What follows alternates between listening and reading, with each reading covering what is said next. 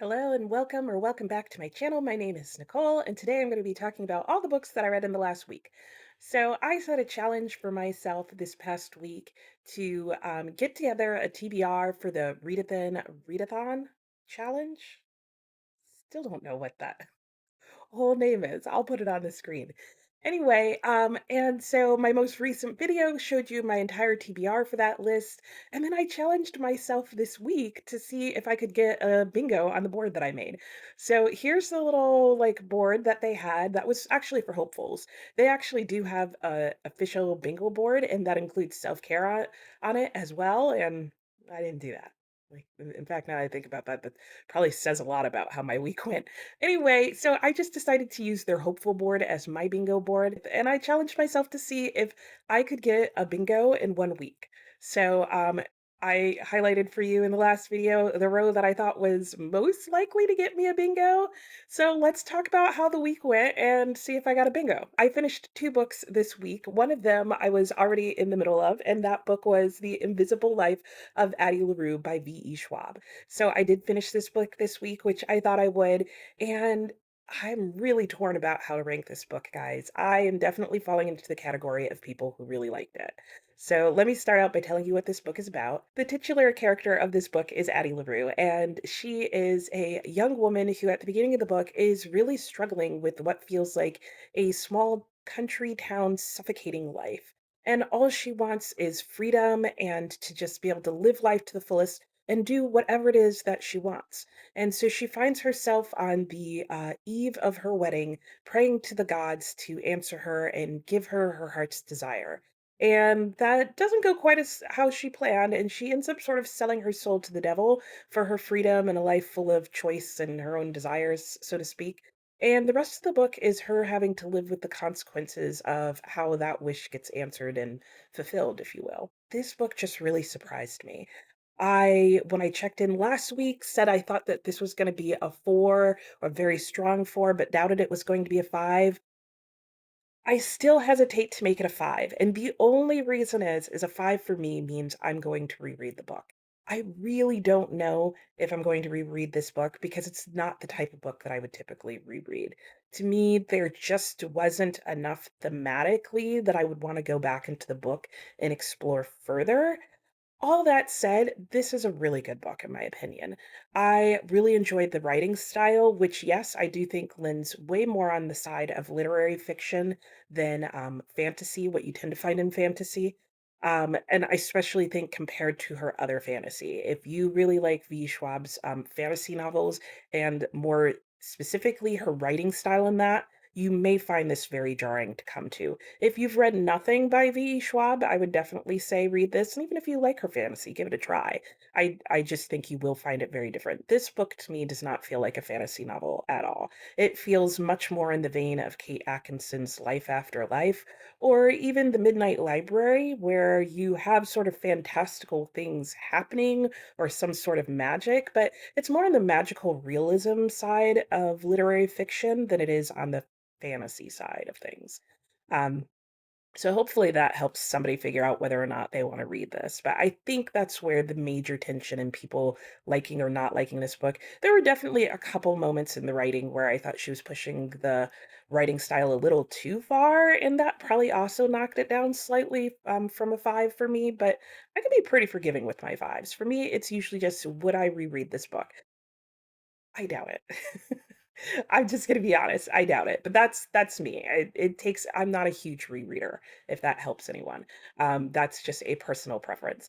But I otherwise have nothing but good things to say about this book. I cried multiple times, and I listened to the whole book on audiobook. So for her to get me to cry while listening to it on an audiobook, and I'm not a very auditory learner, um, I was impressed by that. So I would recommend this book to just about anyone who is interested in the plot and likes that kind of thing. I think it's totally worth giving a try, and I wouldn't overlook it just because you've heard that some people don't like it. I do think it's a book that just leans towards personal preference. The other book that I finished this week was Of Mice and Men by John Steinbeck. This was a pick from my Readathon TBR list. and it's just a thin little book, and I planned to read it in one sitting, and I did. I think the entire book, because the introduction in this copy is quite long. The entire copy of my book is 105 pages. It does read very quickly. I thought I had read Of Mice and Men before, but I realized in reading it I hadn't. I had only seen the movie over and over and over again. And so this was the first time I read the book. It may be the first Steinbeck that I've ever actually read. No, that can't be true. No, I'm pretty sure it's not. But anyway, this was a five-star read as for me. This book was amazing. John Steinbeck's writing is amazing. He has such control over his story and what he wants to say, and nothing is wasted. There is so much symbolism and so many motifs in this book that are used so well that even without dissecting them, you start to understand what they mean and you see what he's doing, but it's not because he's telegraphing it. It's just these like subtle, odd things that are happening in the background that catch your attention that make you want to think more about it. It's not like, like what's going on there? That's just weird. Stop. Which can sometimes happen in literature. Um, this is a heartbreaking story. It is an odd story. It's a story that you kind of feel like you know where things are heading, but you don't want them to go there and you're hoping they're not going to go there. Your emotions go on a roller coaster ride with these characters. And for such a short story, you are invested from the start. You care about the characters, you care about the plot, you care about the things that they care about, and you worry about all of them. All of the characters, like even the secondary and tertiary characters, have a point and a meaning. And there's just so much that he packs into such a short story. I was just thoroughly impressed at the end of reading this. This is definitely a book that I would read and reread and reread, and I would recommend it to anyone. And in fact, I know a lot of people like to try classics and want to try classics. This is definitely a classic that I would recommend to people. It is a short story. If you're interested in getting into American classics, I think it reads very easily, and I don't think it has a lot of the issues that some people sometimes run into in terms of reading classics. Um, I think there's enough engagement and sort of like interest and tension in the story that it will keep most people going, even though I wouldn't say it's necessarily the fastest paced novel. And I think the final thing I would say on that book is that there are some characters in the book and the way they're characterized at the beginning of the book, especially nowadays, I think would make you feel very uncomfortable with the way they're characterized, and with them being in there and what's going on with them. And I would just say, wait, um, read the whole thing. It's not long. Wait until you get through the whole story to decide how you feel about the different people and what he's doing with them, because you may be surprised on how you feel about things by the end of the book. So, yeah, those were the 2 books I finished this week, and they were both basically five-star reads. I still don't wanna say Addie's a five-star read, but pretty close. So that was a great way to start my week. I think those were the first 2 books I read this week. And so now let's get into the rest of my reads, which is this entire stack here. Um, See, what happened was I had the TBR, and 2 of these books are books I'm already in the middle of. But then I decided to start a couple other things because I needed another audiobook. And yeah, let me just get into the rest of it. So, for my audiobook choice, I decided to listen to Three Men on the Bummel, which is a series pick. It was also something. I don't think I used it for my series. I think I used it for the prompt of in a different format than I own and borrowed from the library. So I borrowed the audiobook version of this from the library. Did I finish it this week? No. Have I made it a decent way through it? Yes. And I will get into later why I did not finish this audiobook. But for now, know that Three Men on the Bummel is the story about three friends who, in the first book, Three Men on a Boat, decide to go on a boating adventure. In Three Men on the Bummel, they decide to go on a biking adventure, including a tandem bike for two of them, which, if you've ever ridden a tandem bike, you can only imagine how well that's going to go. Anyway, I'm a decent way into the book, and this is a bind up of the two books, so this is also a short book. And I'm pretty sure they're still not on the biking journey. Like, there is a lot of lead up just to this biking journey. And I can already say that I don't think I'm gonna like the second one as much as I did 3 Men in a Boat. 3 Men in a Boat was amazing. 3 Men on a Bummel is like pretty good. In fact, I think I would almost say I liked it better if I hadn't read the first book. It's just not as funny. It's not as charming. It's a little bit of a repeat, but I don't think quite as well done. So we'll see. I still have maybe half. I feel like somehow I still have half of this to listen to. So we'll see where this ends up, but I should finish this upcoming week. So I'll get into, I guess, another book that I started this week, and I did start The Tale of Genji, Lady Murasaki's Tale of Genji, the manga edition, and I've been reading this. Somehow I thought I would get through this week. Well, I know I didn't. Maybe I'll get to that book next. But, yeah, I read the first chapter and I really enjoyed this, but I didn't actually pick it up until much later this week. I think I forgot towards the beginning of this week that I had even had this on my TBR. And I have to say that so far I'm really liking it. This book has a really nice introduction in it in which they explain like how they condensed the 1,300-page book down to a 170-page manga, and just what they were trying to achieve, and how they kind of pieced the story together for this. I thought it was just a really nice introduction in general, and they did kind of indicate that their purpose was really to try and get the beauty of the scene into this book, as well as sort of help people to understand like the relationships that happened and to feel a bit of the really emotion and beauty of the story, which is a lot of what is the story is about for the characters who are in it, is just emotion and beauty and love. And thus far, I'm now in chapter 3 in here, and I would say I think they're doing a really good job. There are some beautiful illustrations throughout this book. If you haven't read the whole book, I'm questioning whether or not this would be a good place for you to start, because I could say it's going to give you the highlights of the story, but it's not plot highlights. So, because there are no plot highlights to some extent. There are. I don't think that's totally true, but um not in the way we think of it in modern terms. So anyway, I do feel like though, having read all of the Tale of Genji, this book does serve as a great highlight reel. It does take me back to some of the like really important moments in the story. It includes some of the poetry that I really loved in it, and it just makes me go at times like, "Oh yeah, I forgot about that." It also, because it's so condensed and close together, reminds me of like just how schmarmy Genji can kind of be in his relationships, because he bounces around between a lot of women. I mean, that was common at the time, but somehow having it condensed and squeezed together and a visual of it makes it stand out even more. That said, yeah, I'm on chapter 3 and I'm really enjoying it. I can't wait to see and read more. Though interestingly, my husband asked me one question about this book, and I was like, "You're right, I forgot about that." Was he asked, he was like, "Oh, are they all pleasantly plump in the book?"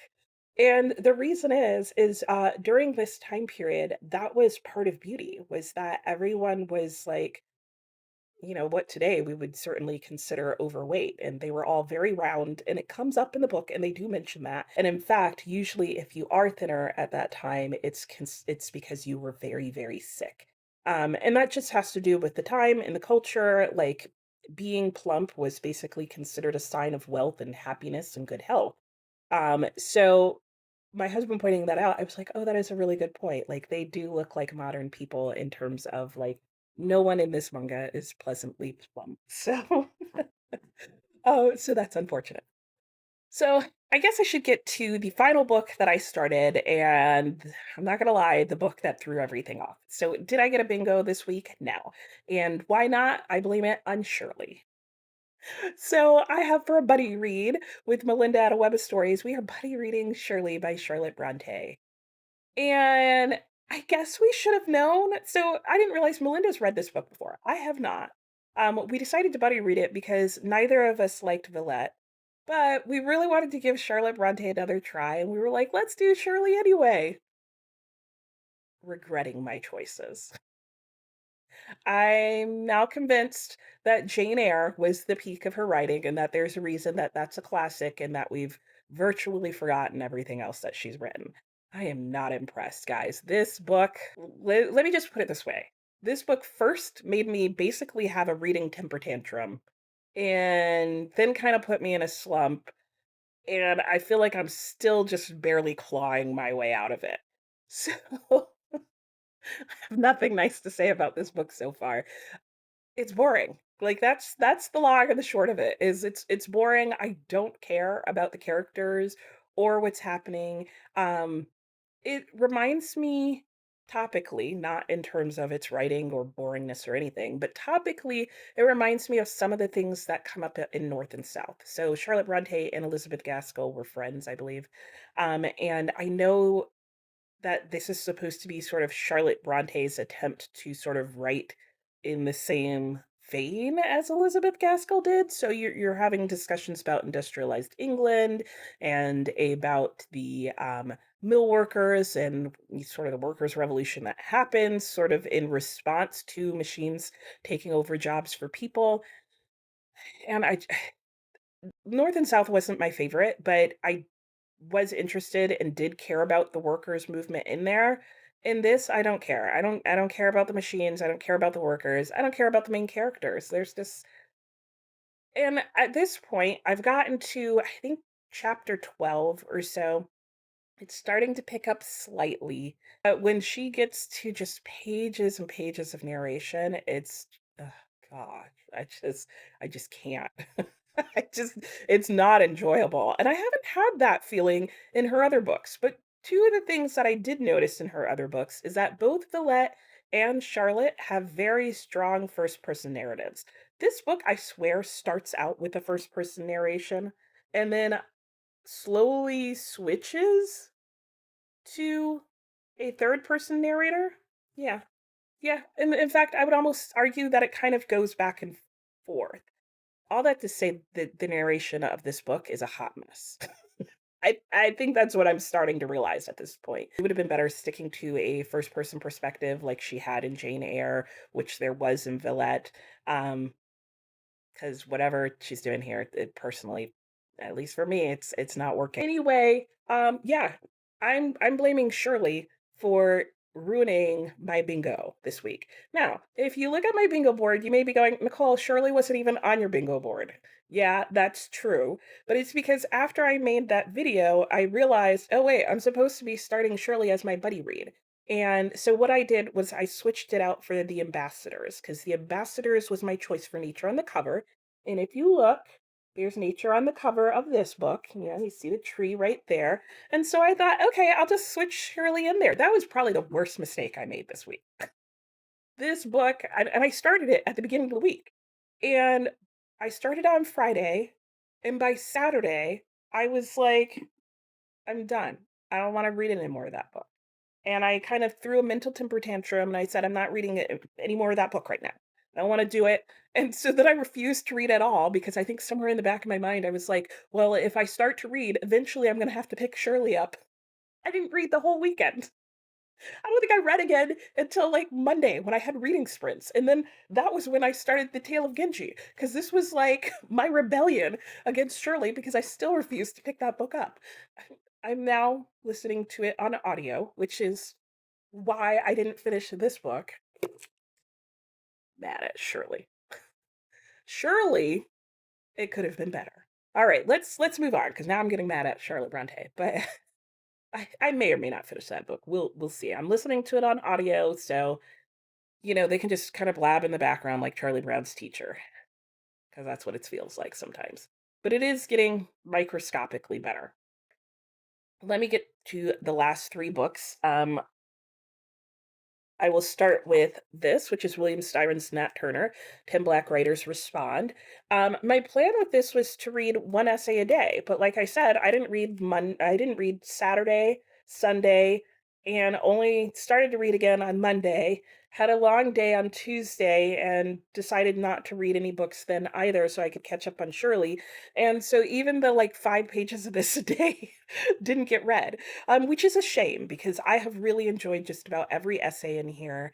Um, I think these authors were very, very thoughtful in their feedback. And I'm so glad that I'm reading this because this book gives you a lot more context about what was going on at the time that William Styron wrote his book. And it also gives you a lot of context about what people thought of Nat Turner before William Styron wrote his book. And so I think you get a lot more understanding behind why William Styron's book was so controversial and so many people did not like it, even though there were a lot of people who did. And you also sort of get a sneak peek into thoughts about why people think some people really did like this. So it's just been a really interesting read. I'm glad that I picked it up this month because I do still remember enough about the book that I know what they're talking about. I would so far highly recommend this book. If you have read William Styron's Confessions of Nat Turner, or if you're thinking about reading it, I would pick up this book just so you have a different perspective and very close to the writing of that book perspective of people's responses. So there's that. So I do have more essays in that, and I'm going to just, try and finish that this month. So I do still stand a pretty decent chance of getting a bingo this month. But I only have 2 books left, and they're my 2 big ongoing books, one of which I definitely won't finish till the end of the month, and one of them I will not be finishing this month. So, as you can see, based on my board and what I've finished this week, I'm not getting a bingo this week. Let me talk about the last 2 books that I have, which are ongoing reads for myself. The first one is The Arabian Nights, Malcolm Lyons translation. I am getting close to the end, but the stories in the last half of this book I just don't feel like are as engaging as the ones in the beginning.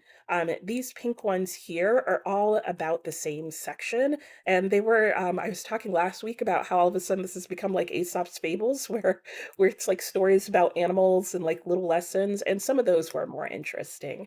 But in general, I don't know if it's I'm just getting tired of the storytelling style and they're all feeling like the same story now, or what it is, but I'll be glad to finish this volume. I still plan on reading volume 2 and 3 of this, but I will like the last half of this has sealed the deal. I'm not reading them back to back. I'm ready to be done with this. I'm ready to free up some space.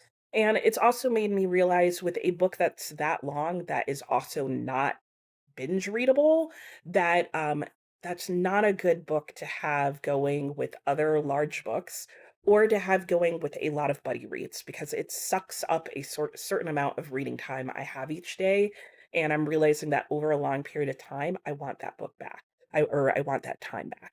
So I think what I'm going to do with volume 2 and 3 is I'm really going to have to plan them for times where I want a little story to read each day, but I'm gonna have to block it off for like 3 months apparently, because that's how long it's taking me to read this, where I'm just not gonna do buddy reads or something. Or maybe that will be the buddy read. Like, if you want to do a buddy read with me, we're reading Arabian Nights. I don't know what I'm gonna do. Anyway, the last book that I have is The Mysteries of Paris by Eugene Sue. And this is a buddy read that I am doing with Stormy at Storm Reads. Again, thanks to Shirley, I am behind in this buddy read. However, the nice part of this is we are just at a pace where we're doing 1 book a month. In the month of May, we are trying to finish book 3. And there are, I think, 20 chapters in this. So we're usually reading about 1 chapter a day. This is going really interestingly. So there are times where the reading 1 chapter a day is like really interesting and fascinating. And then there's other times where it kind of like drags out one storyline that's kind of like, why are you taking so long to make this one little thing happen? Um, at the same time, I'm kind of happy that we're reading it as 1 chapter a day because it turns out that that's how Eugene Sue wrote it. Let me know if you have read any of these books and if you have enjoyed them. And yeah, especially Shirley. Like, let me know if you've read Shirley and you enjoyed that book, and let me know how and why. Melinda definitely seems to be enjoying it more than I am, but Melinda also knows more about Charlotte Bronte's background, so I think that's creating a lot of interest for her that I don't have, and therefore I'm having a very different reading experience. So I will talk to you next time. Bye.